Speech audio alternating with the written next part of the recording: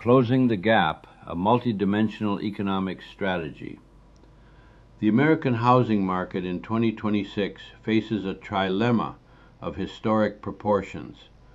To return to the 2019 affordability baseline, the economy would require a 35% decline in prices, a 56% surge in median income, or a return to 2.65% mortgage rates. 1. Given the systemic risks inherent in any single lever, such as a 35% price crash erasing $12 trillion in household wealth, the path to parity must be a surgical, multi-front stabilization effort. The supply-side mandate. The root cause of price stickiness is a structural deficit of roughly 4 million housing units.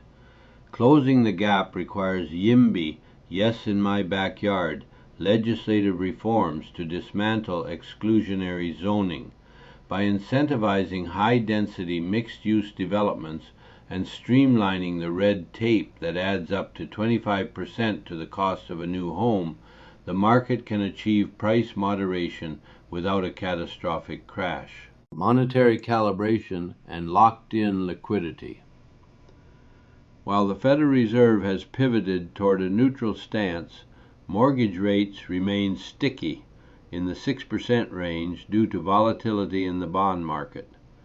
To bridge the gap, policymakers are exploring portable mortgages, allowing sellers to transfer 3% rates to new properties. This would unlock the secondary market, increasing inventory and naturally cooling price appreciation. Targeted demand-side interventions, bridging a 56% income-to-price gap, cannot rely on wage growth alone.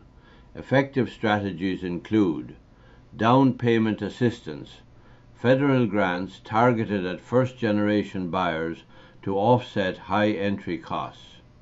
Innovative finance, the introduction of 40 or 50-year mortgage terms to lower monthly debt-to-income ratios.